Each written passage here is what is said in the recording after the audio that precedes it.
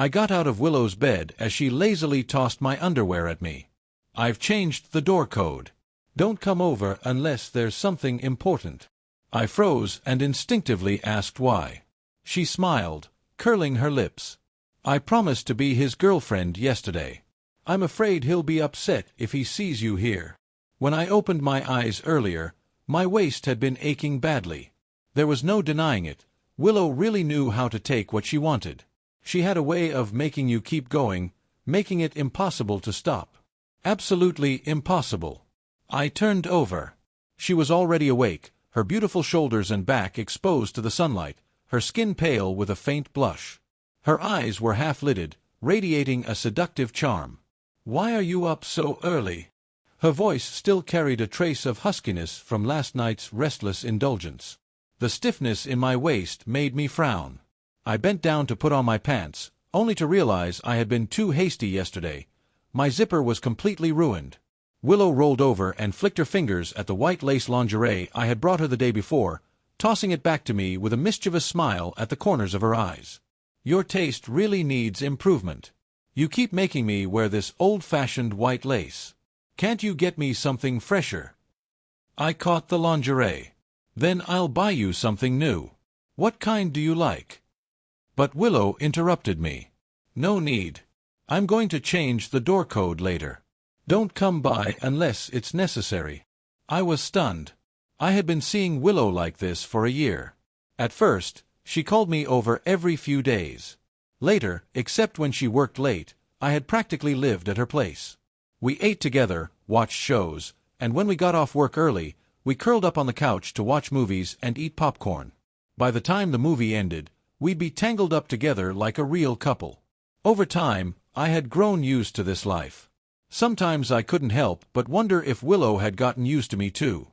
I even imagined that maybe we could build a family together and be happy. But now she was telling me not to come over anymore. I instinctively asked, "Is your family coming over?" "I can." She sat up and looked at me, her lips curling into a faint smile. "No. I promised to be his girlfriend." It took me a moment to understand who she meant. I had heard recently that a newly graduated rich kid had been chasing after her relentlessly. Over the years, countless men had pursued Willow, but she had never agreed to any of them. I thought this college kid was just chasing novelty, naively believing he could handle a woman like Willow, so I hadn't paid much attention. I asked hoarsely, "Are you serious?" Willow smiled. "Serious. He's different from the others. George, you don't know, he's sincere. Unlike most men, I can tell what's on their minds with just one glance." She said this while staring straight into my eyes. I gave a faint smile and didn't respond. She continued, "I don't want him to know about us. He'll be upset." Sunlight streamed through the gap in the curtains, sharp and blinding, making me dizzy. "All right," I said calmly after a pause. "Then I'll pack up and leave today." "No need to hurry." Willow smiled gently as she casually pulled on a pleated skirt. "Didn't you return your apartment? Stay a couple more days and find somewhere else before you leave." I closed my eyes briefly. The bitter pain in my chest exploded, leaving me speechless. "No. I'm leaving today." I didn't know why I felt so urgent. Willow was right. I had nowhere else to go. But I wanted to leave immediately. I felt stripped bare, left out in the sun, swallowed by shame. At Willow's place, my belongings didn't take up much space. Most of what I bought was for her convenience: appliances, cookware, bedding, and a few decorative pillows. The apartment was minimalist, and she once said helplessly that since I moved in, it had gotten cluttered. My personal items fit into a single suitcase. As I was about to leave, Willow stopped me. She leaned against the doorframe, one hand resting lightly on the door, her body tilted slightly to one side. With a faint smile and curled lips, she said, "George, you're not a kid anymore. You should find someone and settle down. From now on, we're still friends." I understood what she meant and nodded. "All right." Winter in South City is damp and cold. The temperature isn't particularly low, but the chill drills straight into your bones. It feels like snow, icy, wet flakes fall softly on the tip of my nose. I look up. The sky, clear just moments ago, has darkened. Countless tiny snowflakes drift down with the wind.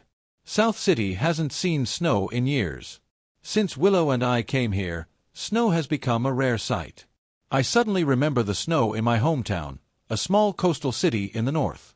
Every winter, the humid sea breeze turns into heavy snowfall that lasts all night. By morning, the snow reaches your knees, covering everything in white. It's refreshing, unlike the endless damp snow in the south that makes people feel uneasy. I set my luggage aside and sit at a bus stop to call home. My mom answers quickly, her voice excited yet cautious. "George." The cold air stings my nose as I rub it. "Mom, I'm craving the dumplings you make." She responds happily, "I'll make them. Let me check the flights, it's almost New Year's, tickets might be hard to get."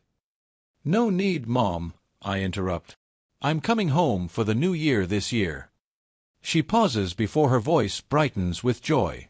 "Really?" I look up as snowflakes drift into my eyes. Blinking, my vision blurs. "Mom, I'm planning to move back to my hometown."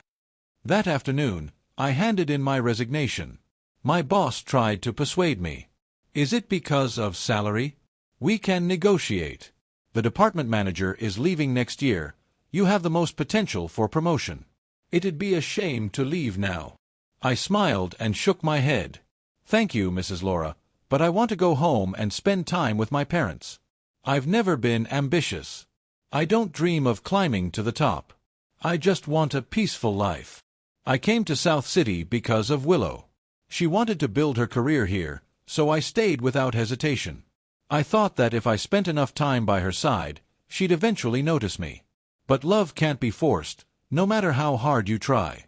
On my way to the hotel, a bookstore was playing a song. A woman sang with intensity. An adventurous love turned you into a puppet year after year, only to realize how miserable you are. Loving until compromise becomes habit, yet still no solution. Tied down, unable to fly. History repeats itself, and I'm tired. I listened quietly. I first met Willow at 17. Now I was 28. I had compromised for her for 12 years. I was about to turn 30. This absurdity had to end. That night, I dreamed of Willow as she was at 17. She transferred to our small county high school in her second year. While most students were still awkward and scruffy, she wore a black dress, her long hair cascading over her shoulders. Slim and elegant, she looked like someone from another world, a fashion model. That afternoon, almost all the boys crowded the windows to stare at her. Within days, even freshmen were delivering love letters. She became the school's new beauty. But she ignored everyone, always sitting alone at the back, sleeping. She brought nothing to class and never listened. Teachers didn't bother her. Occasionally during exams, she would poke my back. "Hey, let me copy your answers." She assumed I wouldn't refuse. And I didn't. Because of that, many girls disliked her. They said she dressed that way to seduce men. Bad boys constantly harassed her, fueling jealousy. For days, I saw Willow come to class with handprints on her face. Then one day, I passed an alley and saw her being slapped by a group of girls. Her face was filthy and bruised, blood on her forehead. I didn't hesitate. I stopped my bike, grabbed a brick, and smashed it on the head of the girl leading them. The others scattered in fear. I tossed the brick aside, took out a Band-Aid, and handed it to Willow. "Your face is bleeding." She glared coldly. "Get lost." I thought she was unbearable, couldn't tell good from bad. After that, I ignored her completely. A month later, fewer girls bullied her, but rumors spread. Some said her dress cost over 30,000 yuan. Others said she was a love child, her mother a mistress abandoned by a rich man. One winter evening, I found Willow collapsed in that same alley, beaten badly. Snow buried her pale body. Afraid she'd die, I approached. "Willow, are you okay?" No response. "I'll call 120. She opened her eyes. "Why is it you again? You're hurt. Let me take you to the hospital." "Mind your own business." I called anyway. She was lightly dressed, so I took off my old down jacket and covered her. She stared at me. "Didn't you know my mom's a mistress?" "I've heard. So what?" You're you. The ambulance arrived. I waved. Don't forget to return my jacket. She didn't come to school for a week. Her mother expelled the bullies. When Willow returned, she handed me a blue down jacket. Yours got ruined. This is a replacement. I accepted it casually. Only later did I learn how expensive it was. From then on, her attitude softened. I became her only friend. Before exams, she asked, "George, do you want to go abroad?" "My family can't afford it." "Then where will you go?" "The capital. It's closer to home." She tugged my knitted cap over my eyes. Later, when writing our dream universities, she wrote the same one as me. I was surprised and asked Willow, "Weren't you planning to go to the U.S.?" She leaned over her desk, mumbling, "I suddenly feel like the U.S. isn't all that great. The capital isn't bad either." But 3 days before the exams, Willow tore up that piece of paper. When I asked her why, she stayed silent. That night, I found out that Willow's father's legal wife and son had both died in the same car accident. After losing his son, her father finally began paying attention to his only remaining daughter. He asked Willow's mother to bring her back and promised that if Willow stayed in South City, he would give her mother legitimate status and allow Willow to inherit the family business. Willow said she didn't care about her father's money, but her mother slapped her while crying. "Do you know why I've suffered all these years?" "For whom?" "As long as your father marries me, I won't be a mistress anymore. No one will be able to say you're the daughter of a mistress anymore." That summer, with cicadas buzzing so loudly it made your head ache under the shade of a silver birch tree, Willow lowered her head and refused to look at me. "I'm sorry, George. I can't go to the capital with you." Her voice was still husky, her eyes red from crying. I thought for a moment, then lowered my head and gently patted hers. "It's okay. Then I'll go with you to South City." When I woke up, it was already morning. Maybe it was because I had been out in the snow the day before, but my head felt a little sore. Still, tonight was a friend's birthday, and I had already bought the gift. I had to go. I picked up my phone, and the first thing I saw was a message from Willow. She sent me a picture of a Snoopy pajama set. "I forgot to take my pajamas. Come get them tonight." They were the pajamas Willow had accidentally ordered. She meant to buy one set for me as a gift but mistakenly ordered two, one for her, one for me. Whenever she wore them, I would feel a fleeting happiness, foolishly thinking that she belonged to me, even if only for a moment. Looking back now, it felt pitiful and laughable. I typed a reply, "Throw it away. I don't need it." She didn't respond. I turned over and covered my eyes with my arm. After moving to South City, many things happened to Willow. I learned that her mother wasn't a mistress after all. In truth, Willow's mother had been with her father first and had Willow out of genuine love. Later, her father married a woman from a comparable family for a proper alliance and abandoned them both. Even after marrying Willow's mother, he continued fooling around with other women and wanted more sons. Her mother's life became miserable. She fought with her husband every day, fell into severe depression, and eventually committed suicide by jumping off a building. After that, her father seemed to finally change. He stopped looking for other women. But the rift between father and daughter could never be repaired.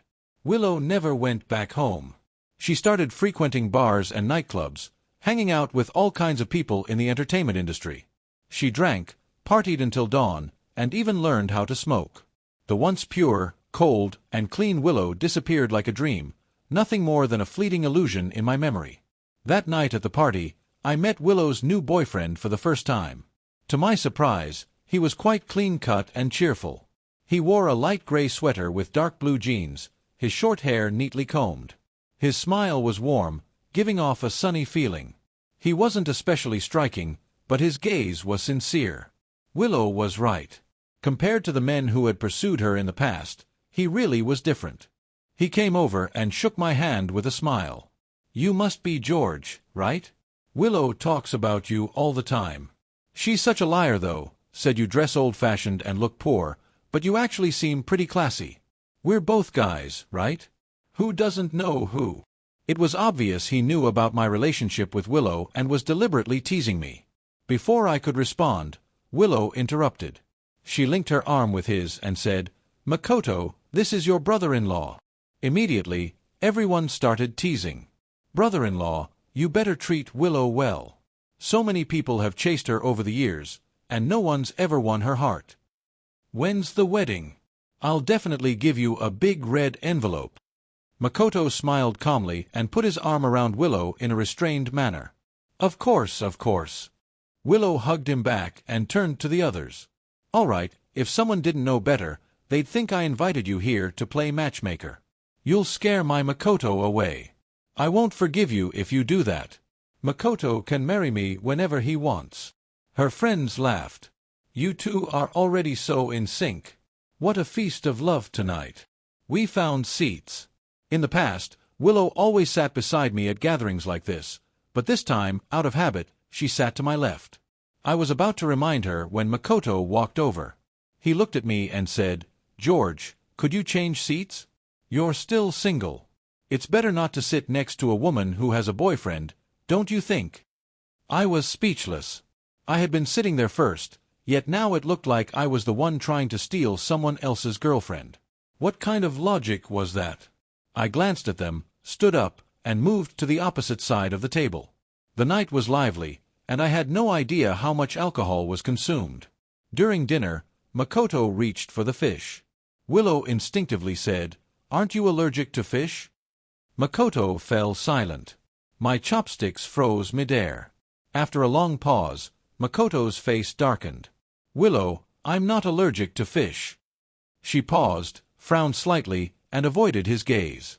I must have remembered wrong. Makoto stared at her. Then who's allergic to fish? Willow's face flushed pink. She bit her lip. I forgot. I really don't remember. Makoto glanced at me, his expression dark. Without a word, he placed the plate of fish in front of me. George, this fish is pretty good. Try it.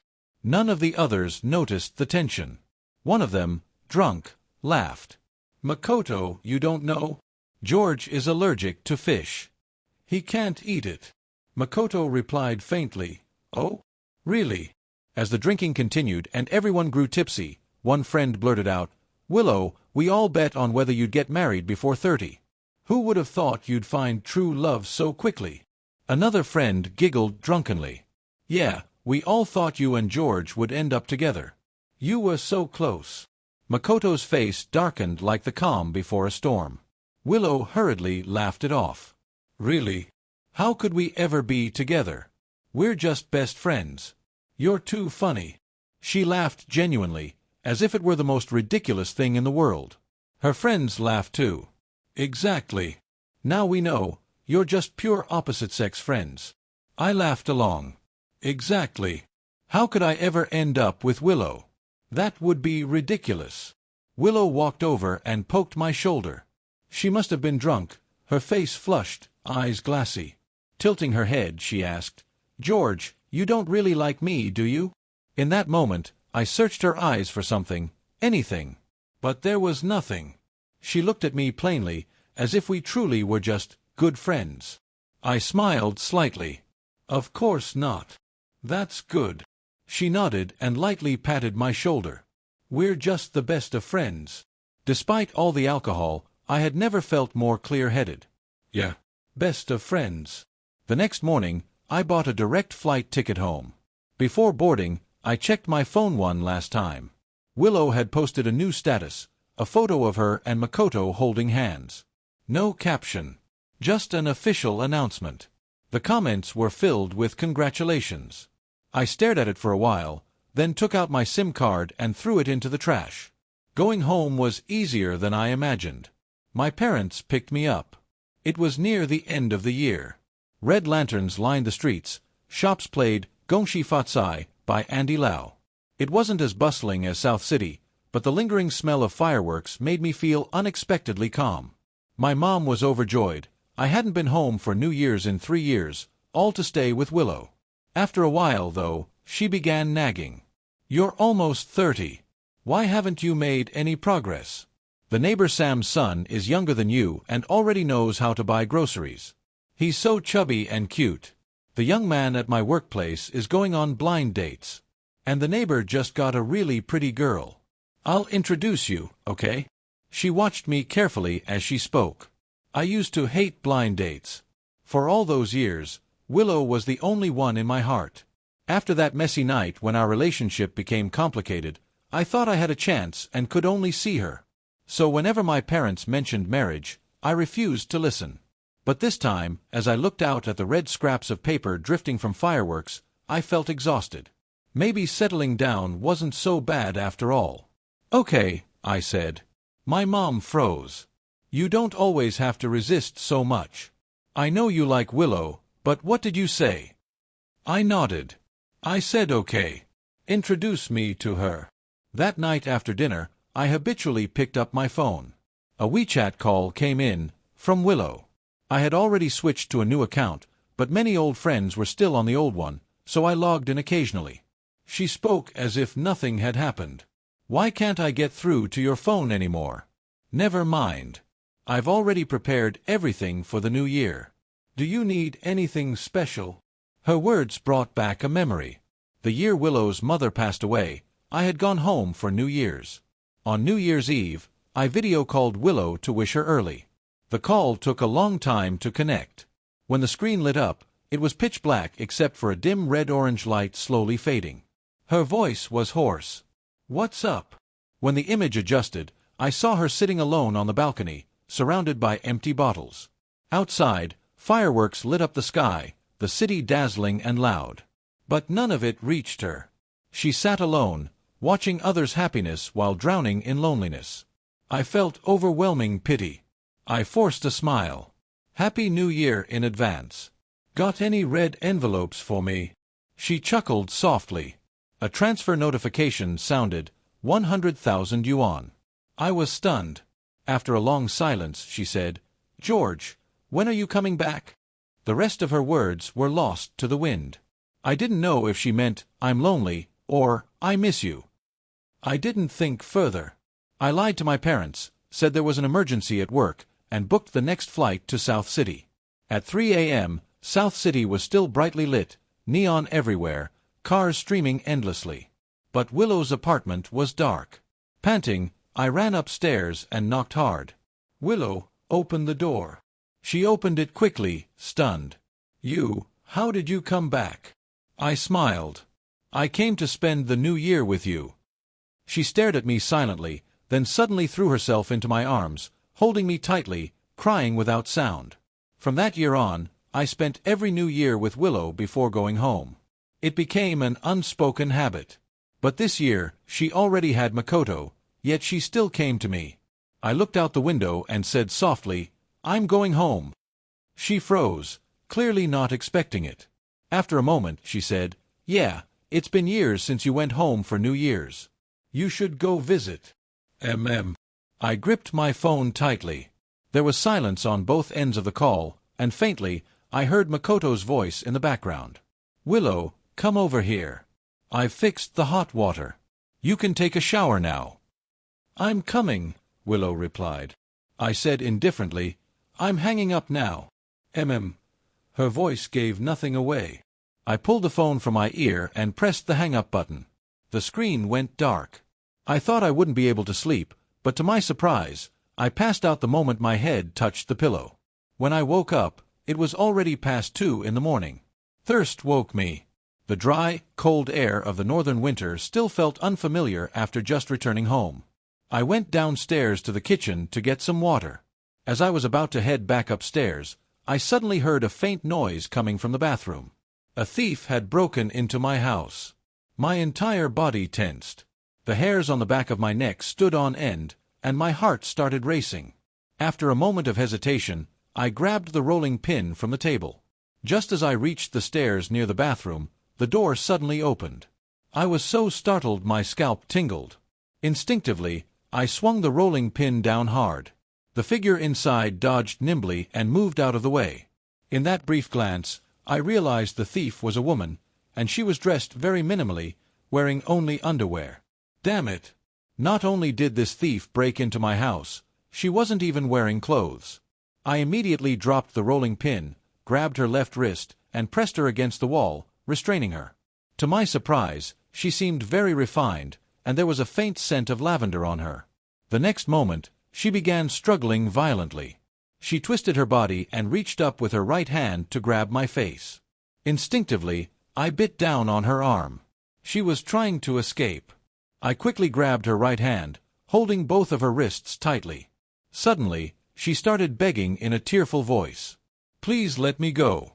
My clothes are in the living room, and the money I stole is from my dad's secret stash, probably around 2,000 yuan. I was speechless. This thief even stole from her own family. Seeing that I didn't respond, she continued. "If that's not enough, I can transfer more to you on WeChat. I don't have much, just a few thousand. Please let me go. We'll pretend this never happened. I've never seen you before. I'm still young. I've never been in a relationship or married. Please. I'm begging you." I was completely stunned and utterly confused. What did she think I was? I hurriedly turned on the light. A young woman was pinned against the wall by me, tiny droplets of water sliding down her fair cheeks. They passed over her slightly trembling lashes, flowed from her clear almond-shaped eyes, and gathered at her quivering chin before falling onto her soft body. Her delicate figure was pressed tightly against the wall, outlining her curves. Her eyes were filled with fear and helplessness. When I took a closer look, I froze. She looked exactly like the photo my mother had shown me, the young tenant next door.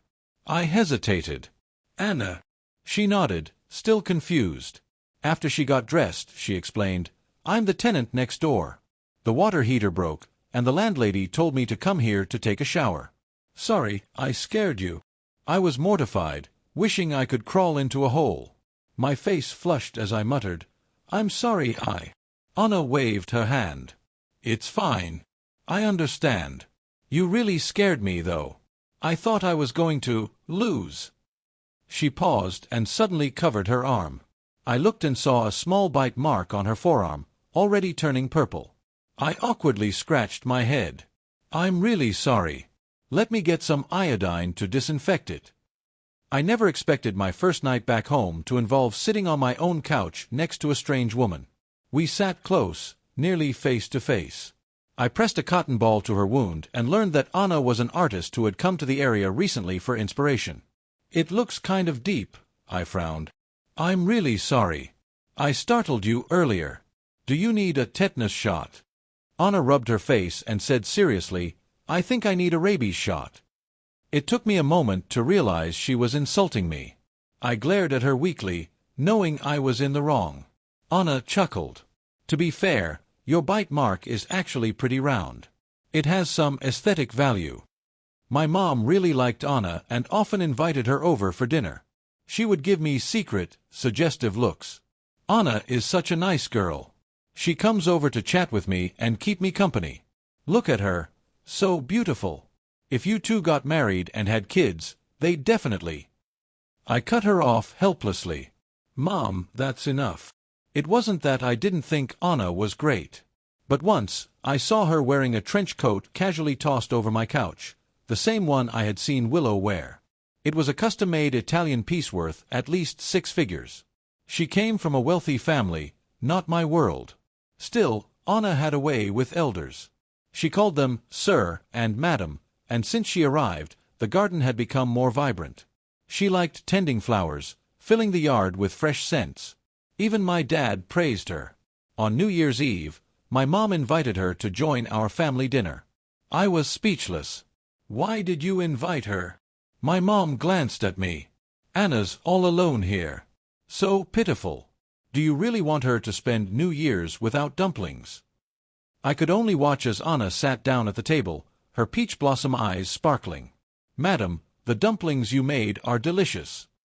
My mom beamed, handing her more. "Eat more if you like them." She sighed and looked at me. "George, when are you going to bring a wife home?"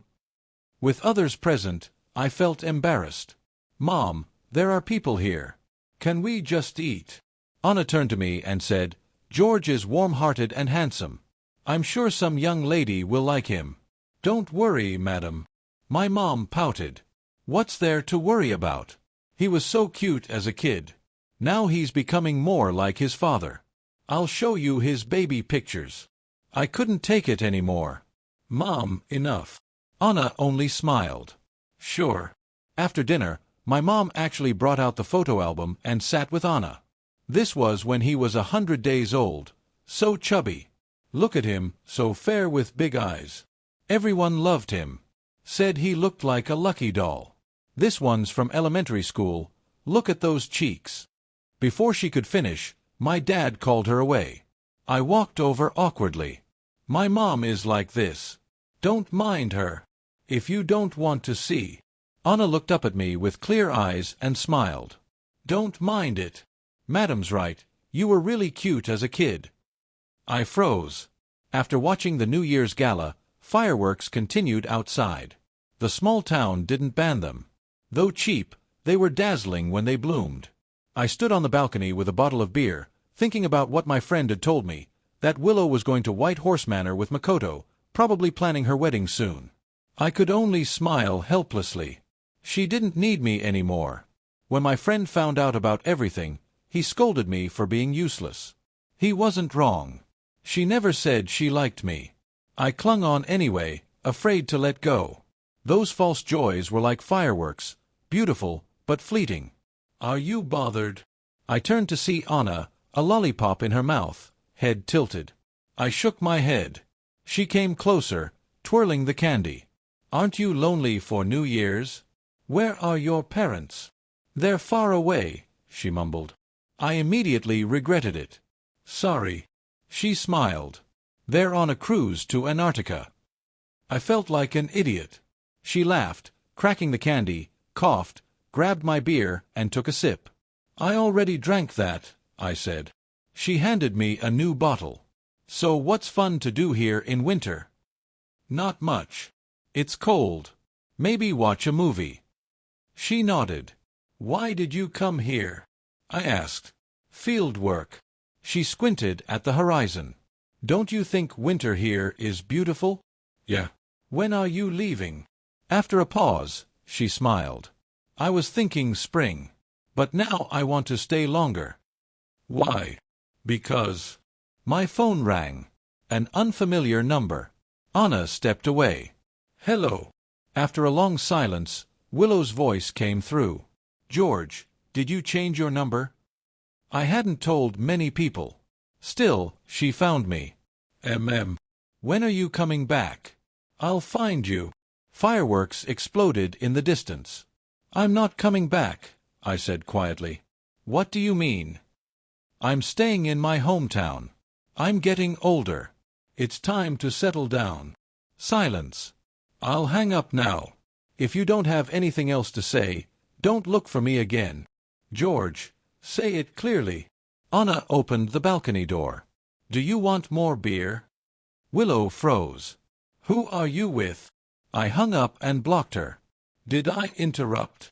Anna asked. No. Girlfriend? No. She draped a warm red scarf around my neck. Don't freeze.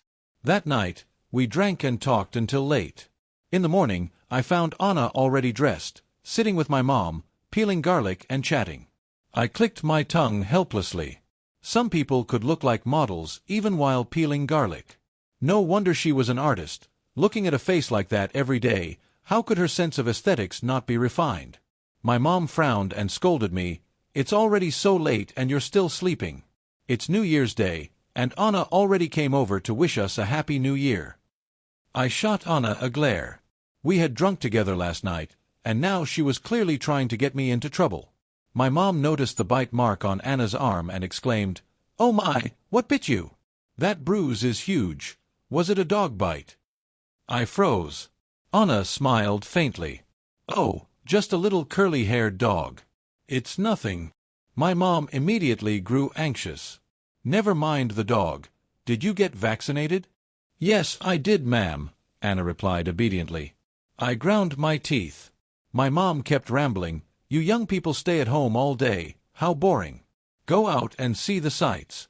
Even though our town is small, there are plenty of beautiful places." Anna lowered her long lashes, a trace of melancholy flickering in her eyes. "Ma'am, I don't have any friends here, and I don't really know where to go for fun." My mom immediately felt sorry for her and pointed at me. "This wild kid does nothing but laze around at home. Let him go out and keep you company." Anna smiled contentedly. "Ah, thank you, ma'am." I rolled my eyes. She looked like an aloof, untouchable flower, but it turned out she was just a pretentious little flirt after all. The next morning, I hurriedly packed my things, planning to have breakfast and then take Anna out for a walk. My mom was still busy in the kitchen when there was a knock at the door. I figured it was Anna coming over again to freeload some food. I walked over to open the door, muttering, "Back again to mooch off us." The words stuck in my throat. I stared, eyes wide. Standing there was Willow. She wore a black down jacket, snowflakes resting on her shoulders. When she blinked, the melting snow dampened her lashes. "You," I stammered. "What are you doing here?" "I'm here to wish Mr. and Mrs. a Happy New Year and pick up my red envelope," she replied smoothly. My mom came out of the kitchen holding a spatula and said cheerfully, "Anna's here. Mrs. made your favorite braised pork buns." She froze when she saw Willow. Willow nodded politely. "Happy New Year, Mrs. I'm Willow, George's friend." She placed a stack of bags in the living room and added courteously, "I hope you don't mind me dropping by." My mom awkwardly set the spatula down. "Ah, no, not at all. Willow, have you eaten yet? If not, please join us." I thought Willow would refuse. After all, someone like her, so high class, had never eaten in a humble home like ours before. But she nodded gently. "No, I haven't. Thank you, Mrs." I watched silently, wondering if she had lost her mind. My parents were polite, but distant toward Willow. They weren't stupid. They knew exactly who was behind my setbacks over the past few years. Honestly, it wasn't Willow's fault for not liking me. But to my parents, their son was flawless, so anyone who didn't like him must simply be blind. They remained cool and reserved toward her. Not long after, the doorbell rang again. My mom opened the door and Anna walked in holding a watermelon. "Mrs., I saw watermelons being sold and thought I'd buy one."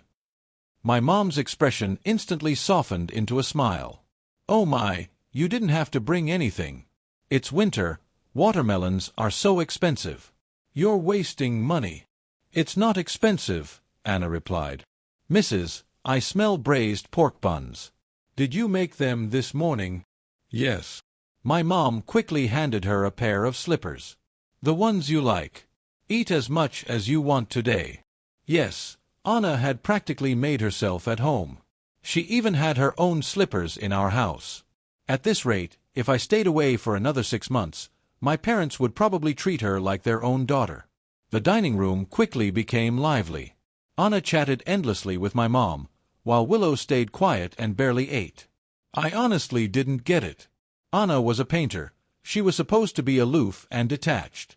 Yet here she was gossiping enthusiastically with a middle-aged woman, from Mrs. Lee's daughter marrying a gangster and getting pregnant before marriage, nearly killing Mrs. Lee, to Mr. Wong from the East Side getting involved with his maid and trying to divorce his wife.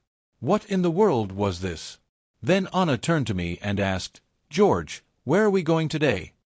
Suddenly, Willow set down her chopsticks and looked at Anna coldly. "Who are you?" Her tone was rude. Anna didn't mind at all. She simply smiled and replied, "Oh, I live here." Willow's expression darkened instantly. The rest of the meal felt like sitting on pins and needles. After we finished eating, I immediately pulled Willow upstairs. "What are you really here for?" I frowned. "Aren't you supposed to be on vacation with Makoto?" She turned her head away. I suddenly didn't feel like going. She grew a little irritated. "George, why did you suddenly come back to your hometown? Did things not go well in South City? We're friends. If you need help, I can help you." She paused, as if there were many things she wanted to say, but what came out was, "As long as you're willing to come back, right? You must be short on cash. Why didn't you say anything? That bit of male pride won't feed you." I stared at her. Her arrogance was blatant, harsh even. Yet with her beauty, even harshness carried an icy elegance. Years had passed, and she hadn't changed at all. I gave a bitter smile.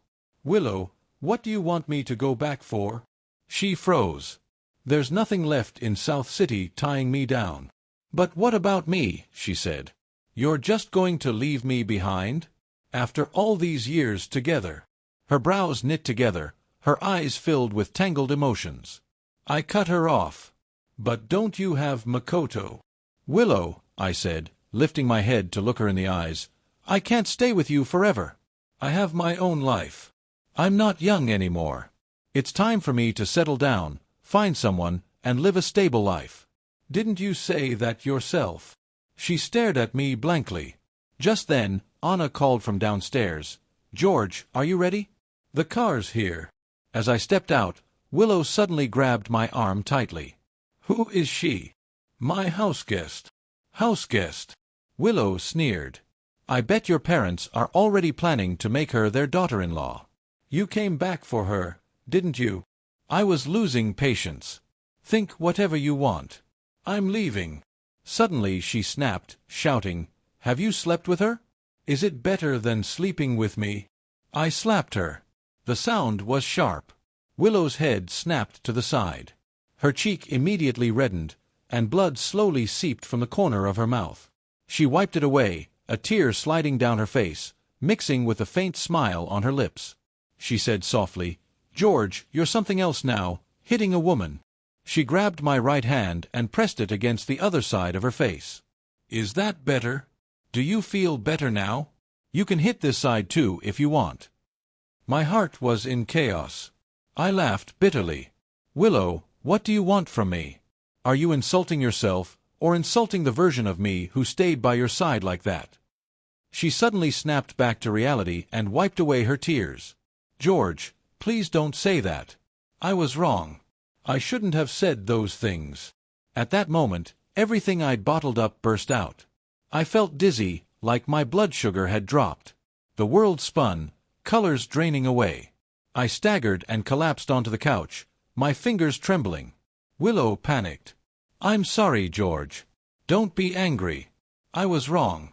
I said things I shouldn't have. She grabbed my hand and rubbed it against her face, sobbing. Hit me again. Hit me twice. Please. Shaking with rage, I pointed at the door and shouted, Get out. Willow, you disgust me. Get out. It was the first time I had ever hit her. The first time I had ever cursed her. She stood frozen, confusion filling her eyes. Then her phone rang. She answered. Makoto's voice came through.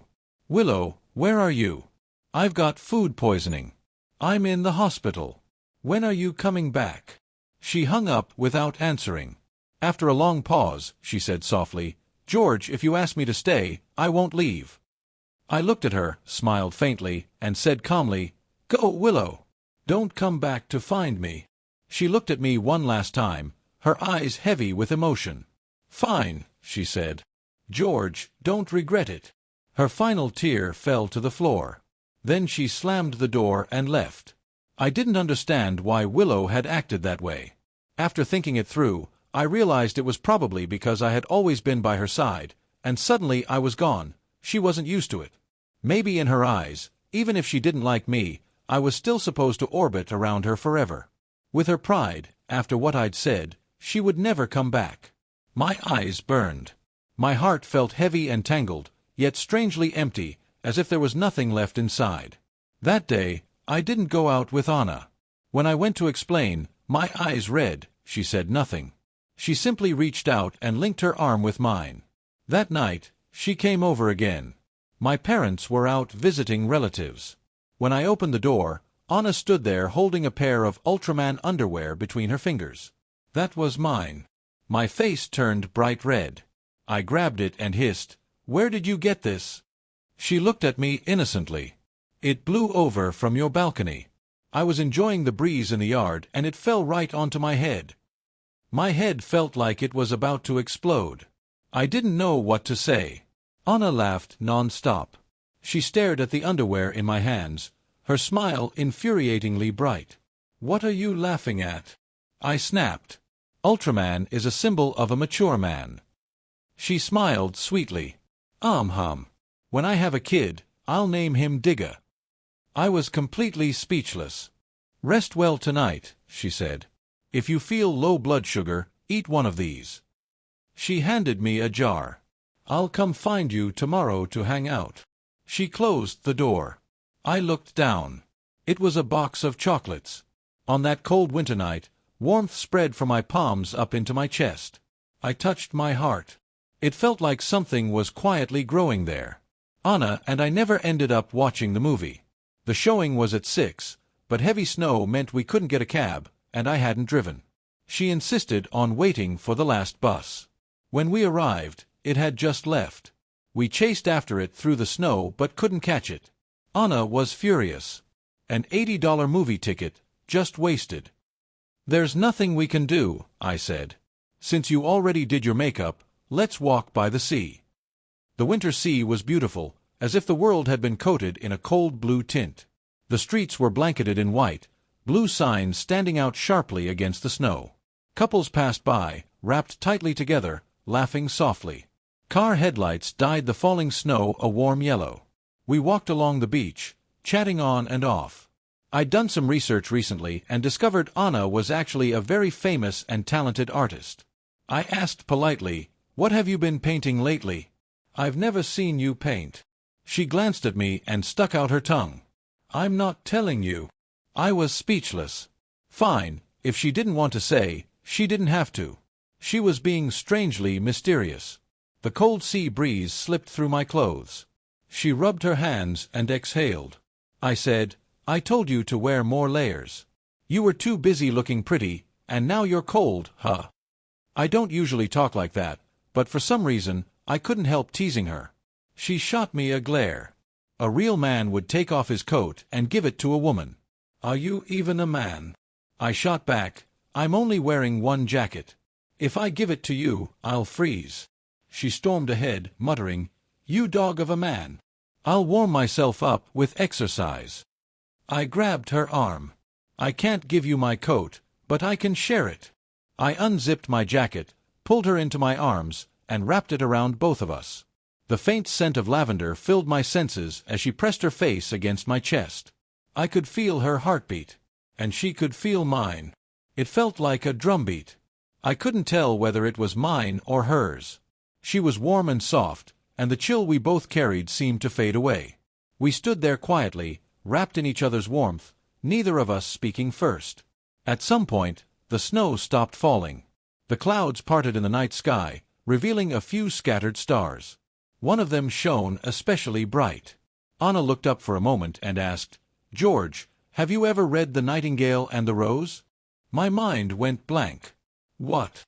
"There's a nightingale in it," she said. "She hears a young student crying because he can't find a red rose, so she gives her life to create one." I nodded and asked, "Okay, so what happened next? Why did the student need that red rose?" The waves along the shore had already frozen into a smooth white surface, stretching across the beach as more snow piled on top. "George!" Anna suddenly called my name. I looked down. She was gazing at me intently. There was a soft glow in her eyes, a gentle tenderness. Slowly, she rose onto her tiptoes. A cool kiss landed on my lips. Sitting on the plane back to Nan City, I couldn't help but smile bitterly at the window. I had just said I wasn't coming back, yet here I was again. But a friend's wedding was one of those major life events I couldn't miss no matter what. Anna had insisted on coming with me, but after that kiss my thoughts were in complete turmoil, so I refused her.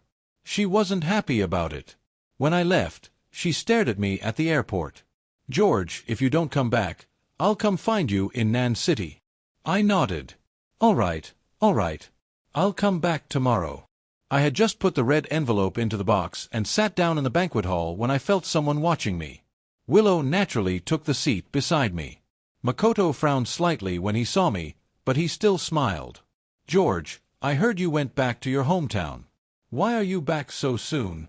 "I came for the wedding. I'll head back after." Makoto let out a sigh of relief, his smile widening a little. "I see. That's a pity, but when Willow and I get married, you have to come to that one too." I didn't feel like arguing. "Yeah, if I have time." Throughout dinner, Willow seemed intent on showing off her affection. She fed Makoto food, clung to him, urged him to drink. They were glued together, sweet and clingy. If this had happened before, I would have felt uncomfortable. But now my mind was filled with that kiss from Anna. What did it mean? Did she like me? What should I do? Did I like her? Meanwhile, Willow and Makoto's public display of affection grew even more intense. Willow, who had been smiling earlier, suddenly stiffened when Makoto placed a piece of beef on her plate. "Makoto," she said rigidly, "I'm allergic to beef." "You forgot." Makoto froze, about to speak, when the noise from the table next to us suddenly escalated. It was the family table. The groom's family was furious because the bride had bought a house before the wedding. Drunk members of the groom's side shouted, "Your family has been scheming against us."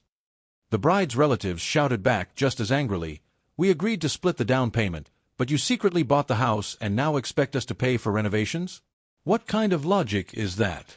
The groom's uncle, already drunk, pointed at them and cursed, "So what if it's for renovations? Does your daughter feel embarrassed moving in? Are you selling your daughter off?" The bride's family stood up. "What do you mean selling her off? You changed the terms without telling us. Everyone knows property values rise, and renovations lower value. You think you're the only smart ones? You think everyone else is stupid?" The two sides exchanged heated words, neither willing to back down. No matter how much the bride and groom tried to mediate, the shouting wouldn't stop. Eventually, someone threw the first punch, and chaos erupted. Dishes and bowls flew through the air. In the confusion, several bottles of liquor crashed toward our table. Willow instinctively shoved me aside. One bottle struck Makoto's head with a sharp crack, and blood began to seep from his forehead. Willow didn't notice at first. She leaned toward me in panic. "George, are you all right?" Makoto stood frozen, his hair stained with blood, staring blankly at Willow as she worried over me. Only then did Willow notice the blood on his forehead. She opened her mouth as if to speak, then fell silent. Makoto clenched his fists, his teeth grinding, but he said nothing. I had a bad feeling. I stood up immediately. I understood Makoto's hostility toward me, but I had already given up on Willow. I didn't want to be involved in their lives anymore. "I'll head out first," I said quickly. "Thanks for earlier." "Wait." Willow instinctively tried to follow me. Makoto shouted from behind, "Willow, if you go after him, we're done." Willow stopped. After a moment, she turned to look at Makoto. There was no sadness on her face, only a faint sense of relief, of release. "Okay," she said. Makoto's eyes widened. After a long pause, he stared at her, a bitter smile tugging at his lips. "Willow," he said, his voice filled with anguish and hatred. "What are you, even?" Then he turned and walked away without another glance. Walking out of the hotel, I lowered my head and asked, "Why?" Willow didn't answer. After a long silence, she stopped and gave a self-mocking laugh. "Because I like you, all right," she said. "George, I understand now. I finally understand. It's me. I'm pathetic." She closed her eyes briefly, her slender figure seeming to sag, as if the heavy stone pressing down on her had finally been lifted. "If we're together, I know you like me. From now on, whatever you want from me, I'll give it to you. I won't be with anyone else. Come back, George." I stared at her, unable to stop myself from thinking how happy I would have been if she'd said this months ago. I had loved her for so many years. For 10 years, I had lived exhausted, in pain and turmoil, yet I had never once stopped loving her. I had finally gotten what I dreamed of. Willow had returned my feelings. And yet, all I felt was absurdity. An indescribable exhaustion washed over me. I shook my head. "No." Willow grabbed my shoulders tightly, her brows furrowing, a flash of excitement crossing her eyes. "Why?" "George, can you honestly say you don't like me?" I looked into her eyes. This woman I had loved for 10 years, who had grown from a girl into a woman, her appearance unchanged, yet the world felt completely different. For the first time, I clearly understood that we could never go back. "No one will wait for you forever," I said calmly. "Willow, loving you has been too difficult. Too difficult. I'm exhausted. I don't want to love you anymore." Raindrops began to fall. The rain grew heavier, traffic flowing endlessly through the curtain of rain, neon lights flickering in strange colors like a dream. Willow stared at me as rain fell into her eyes, the spark that once lived there slowly fading. Her lips parted, trembling. "George, don't do this. Give me another chance. I'm begging you." She was too proud a person. After all those years by her side, I had never seen her so humble. "I'm begging you. But who should I beg for? The one who had loved her so painfully for so many years?" I suddenly understood that love doesn't fade little by little. It vanishes in an instant. The fire that once nearly consumed me, once extinguished, could never be reignited. I gently pulled my hand from hers. "It's too late." Rain dotted her lashes and the corners of her eyes. Her clothes were soaked, strands of hair plastered to her forehead. The rain felt unbearably heavy, breaking her pride layer by layer. She blinked. A droplet fell to the ground with a soft sound. I couldn't tell whether it was rain or tears. After 6 months back in my hometown, my relationship with Anna hadn't progressed much. We got along well, but whenever the topic of defining our relationship came up, I felt unready. My last relationship had hurt too much. One day, I went to see Anna and found her packing. A suitcase stood beside her as she folded clothes. I froze. "Are you leaving?" She didn't look up. "Why so suddenly? What time's your flight?" 2 p.m. "I'm leaving soon." I stood there stiffly. "Oh, I see." Silence filled the room. I tried awkwardly to make conversation. "Well, it's nice here when it snows, but in summer there's nothing special." She glanced at me with annoyance. "Is that all you have to say? Safe travels. And that's it." She lowered her head, continuing to pack, clearly upset. I bent down, trying to look at her face from below. "Are you crying?" She rolled her eyes and turned away.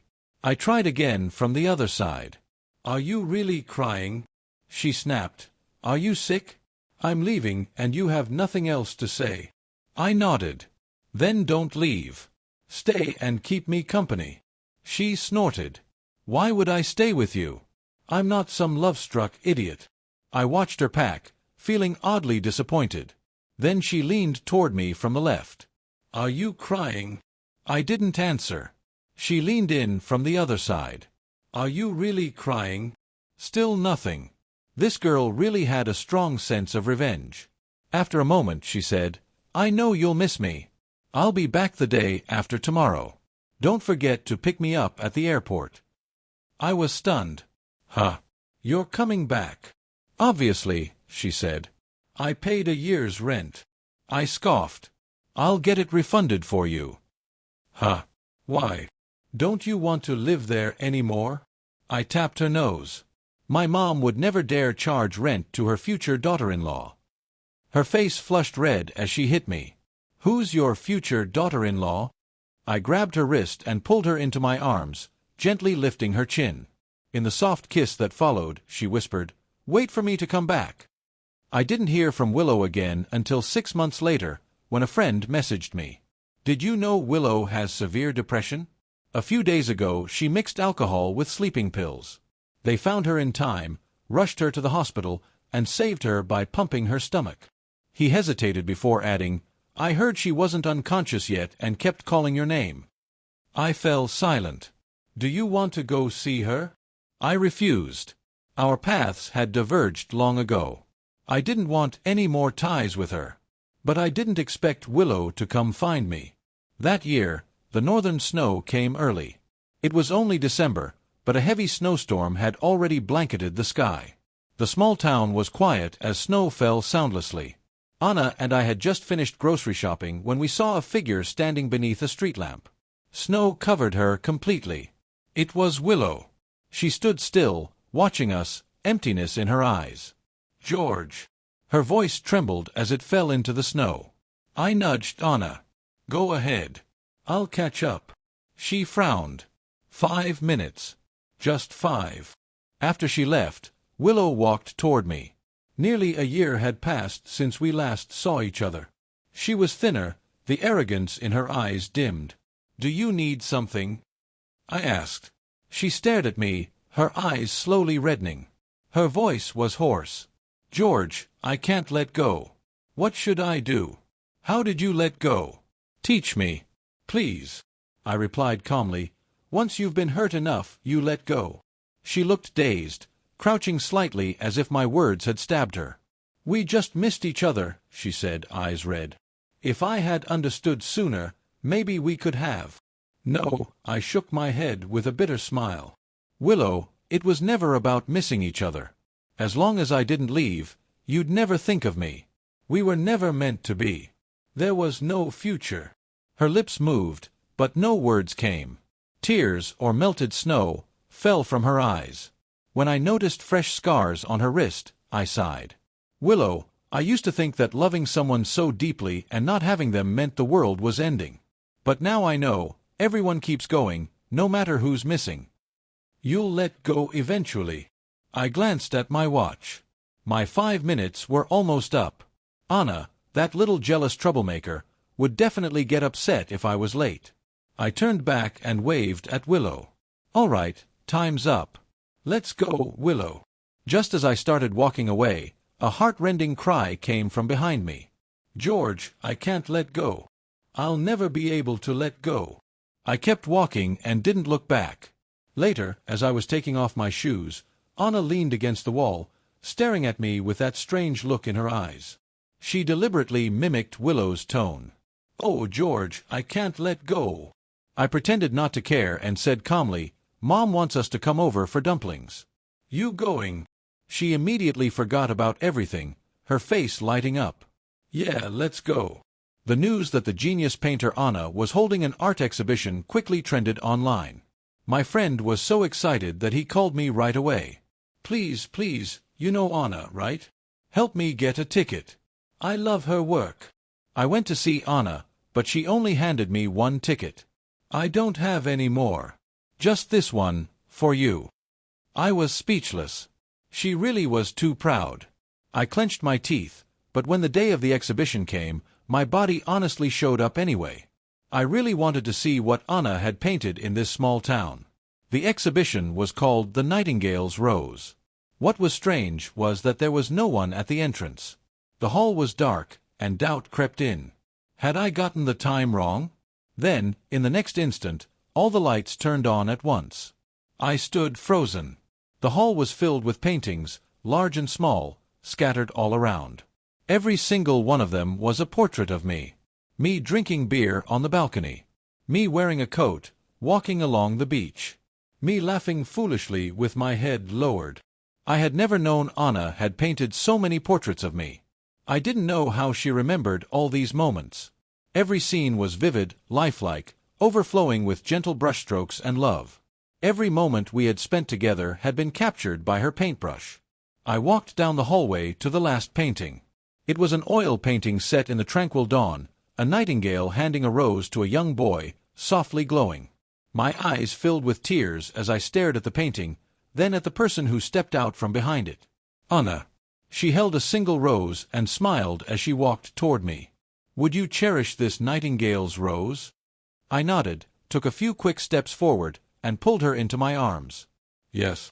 I will never let it go." A friend once asked me what I liked about Makoto, and I was just about to list his strengths. But suddenly, another person's image flashed through my mind. I shook it away. George is just a friend. He can only ever be a friend. I never thought George would leave. He had been with me for 12 years. How many people get 12 years like that in their lives? Almost half of his life had been spent with me. We couldn't live without each other. But I never imagined he would actually leave. He said he was going back to his hometown and wouldn't return.